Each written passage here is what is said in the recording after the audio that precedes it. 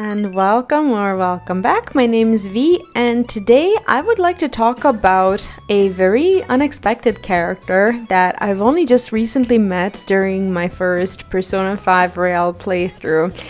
And I'm so captivated by the story that I actually want to make a whole video and talk about this. Now, as a little bit of a disclaimer, I am just past the fourth palace conclusion somewhere at the end of August during my first playthrough, so obviously I don't know the whole story, but I kind of wanted to give an update as the last time that I sat down and talked about my Persona 5 Royale journey was probably 10 or 15 hours into the game, and now I'm sitting at close to 80 hours. I am nowhere near close done with the game, and I met a character that is completely gripping me, and I used to like the story. I did like the story before I met her, but now I'm just itching to go back into the game and to see where the story goes. If you are new here on the channel, make sure to subscribe, leave the video a like, and let me know in the comments how you feel about Futaba. Do be mindful about the spoilers, as I haven't finished the game and some people who are also playing and reading the comments may have not finished the game. So this video has no story spoilers past, I guess, August in Persona 5, but I just wanted to give you a gentle reminder regardless. So when it comes to Futaba, I kind of assumed when I met her in the game that she would be our navigator because of how techy she is, and I just found it hard to believe that Morgana would just remain there forever as someone who's guiding us. I mostly, with Morgana, feel like I've been, the blind guided by the blind, so that didn't feel good at all. And with Futaba, I feel like we actually have a little bit of a better future. But regardless, when we met her and kind of got to know her lifestyle, I think a lot of people felt like she was extremely relatable because of the way she lives. And this is the first thing that I spotted as a very similar, a thing between me and her. When I was 15, 16 years old, I used to be exactly the same way.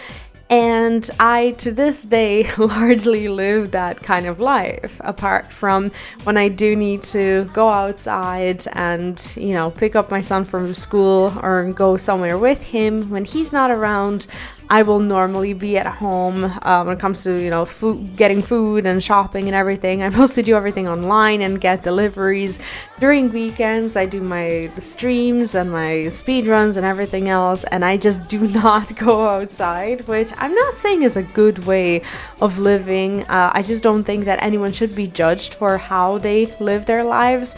And I don't recommend it per se, but meeting her and seeing that someone is representing, I guess, our little community of people who do live in this sort of way, it did normalize it for me, and it made me feel, a little bit better about myself, I suppose. Also, the biggest selling point for Futaba for me was her very obvious autism and how kindly the game goes about telling the story of who she is, what autism is like, what some of the struggles are like, and more importantly, what the strengths are like. So maybe if you don't know anyone who is autistic, or if you are not yourself, maybe you didn't really catch on to all of these things. So I just kind of wanted to point them out as well, to maybe help someone who doesn't know all these things or maybe can't identify them, which is completely fine, by the way. Maybe through this video you will learn a little bit more about it, and you will see some of the things that she does in a little bit of a different way, and realize that this game actually heavily normalizes it, and that there are so many of us that feel this way. Now, even as someone who is autistic, I feel like there might be some things about Futaba that I am not recognizing, because Fun fact, one of the most prominent autistic traits is that we sometimes can be a little bit self-centered, meaning that some of the things that she does are very relatable to me and I can immediately spot the similarities. But maybe there is something else that she does that doesn't necessarily belong to my personal spectrum, and I don't even notice it because I don't relate to it. So I would love to hear from you as well. Maybe you've noticed something in her behavior. Maybe you're just like her in some way, or someone you know is just like her in a different way that I didn't mention. So I'm just gonna mention some things that I saw in the game that just, made me go, aw, and just made me completely fall in love with her as a super, super relatable character. First of all, and I think this is the most obvious one to everyone, is her social awkwardness. She is almost completely socially isolated, at least at that point of the story where I'm at. And I am just past their beach day, where she already was a little bit more free, a little bit more outgoing. But apart from just being socially distant, relying a lot on chat messages, emojis, her phone, and everything, she's very blunt to the point that she's ruthless, and she likes it when something is more gray than black or white. She likes to give a statement and say, okay, so this is black, or this is white. And sometimes these things can be ruthless and even hurtful. They're not playful. She doesn't do it on purpose, but she, I feel, does it and says these things because of herself, because of the way she is, and she needs to explain some social norms or aspects or maybe someone else's traits to herself, which is more like her muttering to herself rather than saying to someone, oh, you can't attract, I don't know, girls because you have no charm or something like that. I feel like that's just her going like, okay, girls don't like Ryuji because he has no tact, or he doesn't, I don't know, have enough charm or something. Like, there were instances where she would say something like that, and it was like, ouch, that's hurtful.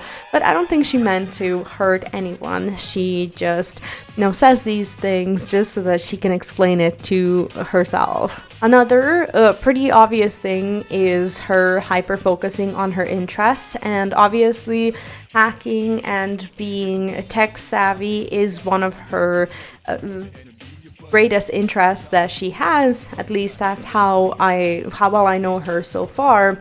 So she spends a lot of time in front of her PC, and she's so hyper-focused and even obsessed with her interests that she is freakishly good at something like that. So she's good at technology, but she is also really focused on her mom's research.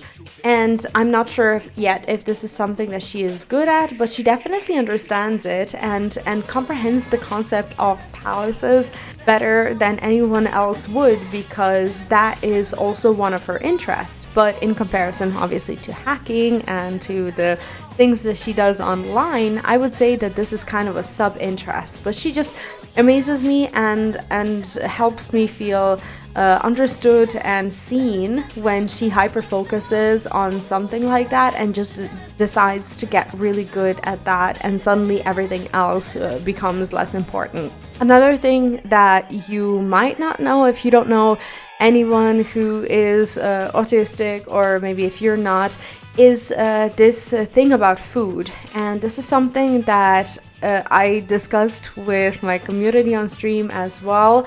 So if you were there when we talked about it, you probably remember all of these examples that we gave. And we talked mostly about hypersensitivity to texture, like food texture, and why we can or can't have certain types of food. And it's not just about taste, like, oh, this is too spicy, or this is too mild, or too sweet. It's mostly about texture and how the food feels in our mouth. And this is something that Futaba actually talks about a lot. And you can see that she is not like an organic food freak, and she's also not the kind of person who purposefully eats unhealthy food. She eats the food that not just tastes but feels good to her. So she does like some really organic things, and she's very particular about asking for those. But she also likes noodles and likes ramen. They also have a very gentle texture, so I think this is also a part of her personality and basically her being very sensory and very sensitive to these things. Also, another little moment that I caught was when all of her friends were in her room, and I think that Ryuji went and messed with her. I called them Power Rangers. I can't remember now what they're called, but basically the Japanese versions of Power Rangers, right? The figurines, and how he kind of I don't think it was Ryuji. I think it might have been Yosuke actually. When he was trying to make them more stylish, or I don't know, wanted to position them in a way that he thought would fit better. And she was very OCD-ish and very particular about that. And the way he moved them, she had to drop everything to basically go and fix these screens. And this is a part that is more prominent, I feel, in children who have autism rather than adults, because we as adults can deal with the fact that we can't just go and fix everything after other people. Some people still do, and some people still struggle with that. I personally try to work on this a lot, and as a mother whose son also has a similar condition and also struggles with me doing something instead of him, or doing it in a way that he doesn't like it.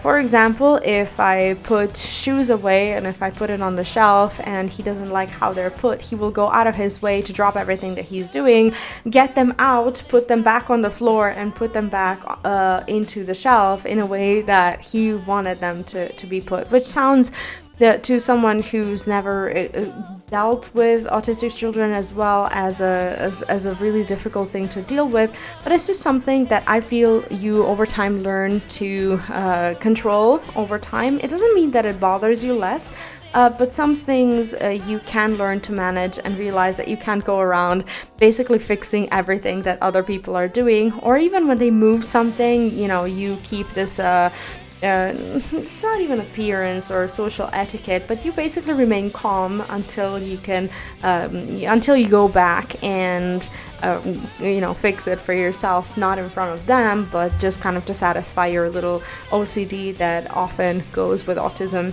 Another thing that was brought up in the game is her very odd sleep cycles, and this was told in a more of a sci-fi way, basically when she exhausts herself in a palace or something like that. Like when we saved her from a palace, she had this very long sleep, and for me, who saved her on pretty much day one when I was able to send a calling card, she spent like 25 days asleep, which is not something that the game necessarily expects you to do, but in my case it was like that. But it reminded me that broken sleep cycles is something that is very, very common, very prominent amongst autistic people, and I used to lean into this a lot more back when I didn't have a child and a job and my YouTube channels and all these responsibilities and everything. I would just end up being awake during the night because it feels better, and my sleep cycles would just be me listening to my body at certain times and going to sleep when I feel like it's time to sleep. And sometimes these cycles would be me awake for 10 hours and then having to sleep again, or me not feeling sleepy for 20 hours and then sleeping after that. So if you lean into it, and if you don't have a routine that is forcing you to be awake during certain times, that is mostly how your sleep cycle will look.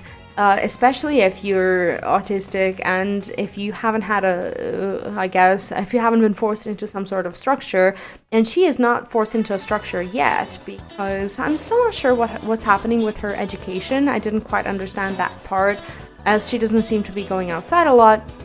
But she during at least the summer break when we met her, she doesn't really seem to have some sort of social structure that makes her be awake or be asleep at a certain time. So I can relate with that. Also, something that is very, very obvious to us is her high intelligence, extremely, extremely high intelligence. So not only is she obsessed with hacking, with technology, and with doing all these things, she's also very smart, and she wouldn't have been able to do all these things if she wasn't smart.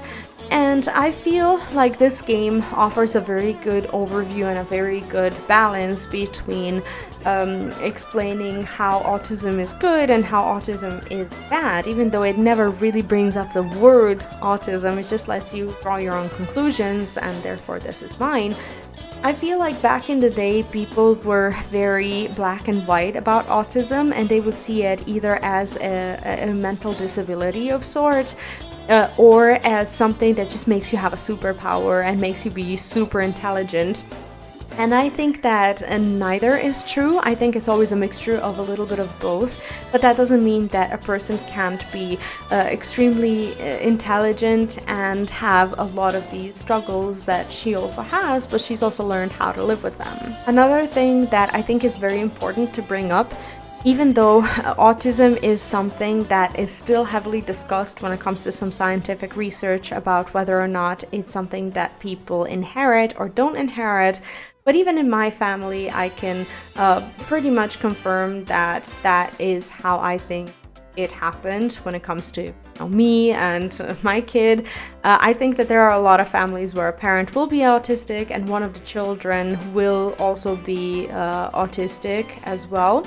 And sometimes it doesn't happen. Sometimes you simply have a child with autism, or sometimes you're autistic and your kids aren't. And I think that anything can happen when it comes to this, but I think another hint about this was basically the story of Futaba's mother and how Sojiro told this story as well. So we kind of know a few things about her. For example, that she was extremely intelligent, that she was very, very focused on her research and very determined to make that happen, but that also she didn't have a lot of friends, and that she was often envied for her intelligence, but also a little bit socially awkward. And had this anxiety. We could make a conclusion that she was also very particular about food, based on Sojiro's story about curry, about how she ended up really loving curry and how she even went above and beyond to alter the recipe a little bit to make it a little bit better. And I would assume that that was one of her comfort foods that also turned into routine. Well, at least at the beginning of that story, spoilers, I guess, for anyone who hasn't finished the fourth palace and beyond, we kind of thought that she was struggling with depression and with anxiety, which could have been easily the case, but now we know that there's a lot more to it that's going on, and that she may have had some sort of a palace of her own, and that her cognitive being was also being affected, not with depression or autism or anything of the sort, but actually someone trying to do her harm. And that's the part of the story that I don't know yet. These are just my speculations, and I just wanted to make this video to discuss a little bit about why I feel so, I guess, relatable when it comes to Futaba, why I've grown really attached to her. So after close to 80 hours in the game, or even more than 80 at this point, I feel like she is the character that I've grown extremely, extremely attached to, and I love the whole game, but she is the one that I'm mega curious about, and I just cannot wait to see the rest of the story. This is more of a discussion ramble video. It's nothing. I don't really have like a big point or a big conclusion to make. I just appreciate you watching it, and I would love to hear how you feel about Futaba as a character, what your first impressions were when you first met her. Maybe she is relatable to you in some ways. I'd love to hear about it, so drop your thoughts in the comments. If you're new here on the channel, make sure to subscribe. I do a lot of Persona content. I speedrun Persona 3 Reload, currently play Persona 5 Royale for the first time casually. I react to Persona anime, and pretty much do all things Persona here, with a sprinkle of Final Fantasy as well. So if you're into that, I think you'll like it here. Anyway, leave the video a like, and feel free to enjoy any of the Persona videos that I have on the channel here as well. That'll be it for today. Thank you so much for watching, and I'll see you next time. Take care, and bye bye.